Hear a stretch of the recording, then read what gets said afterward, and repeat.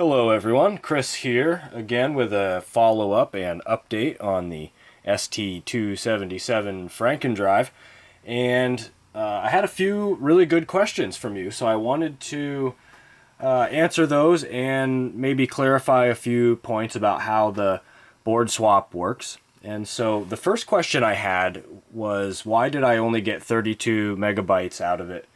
And that was due to a limitation of SpeedStore, and apparently that version of SpeedStore only supports a 32 megabyte maximum size. So I went back and re-low leveled the drive again using G equals C800:5, the ROM based utility from Western Digital, and then got the full 65 megabytes out of it. The next question I had was about pattern testing and reliability, and that's a really good question too. And of course, if you're going to install this drive into a system, or if you want to check that this drive is in really good shape, then for sure run some pattern testing on it. And in fact, I did that on this drive. I went ahead and ran SpinRite on it for a little over 12 hours, and it got through just over 50% of the drive, and I was really happy with the results. After that, while the drive was still warm, I went back and low-level formatted it again using an interleave of 4 this time, because SpinRite said that was the optimal interleave for this drive. And then with a quick pattern test after that, we had very few errors, and this drive just sounds wonderful, looks wonderful. I think that it would be plenty reliable, and this drive, I would say we could most certainly install it in a system.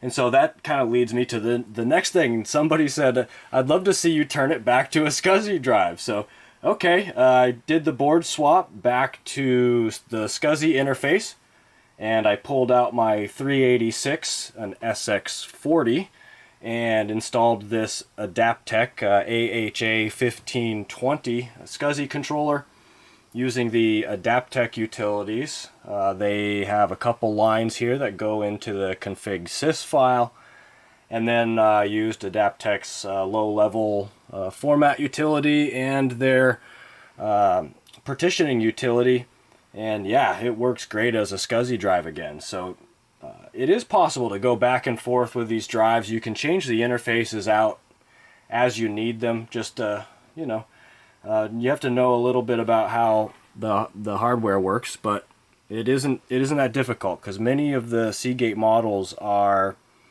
interchangeable to some degree. And so here's a comparison of the two control boards from the ST-51 or 251 series. This is the ST-251 control board on the left, and on the right is the ST-277R control board from another drive. But they actually are the same board. You can see here on the back side of the 277 board, it even says 251 LSI control on it.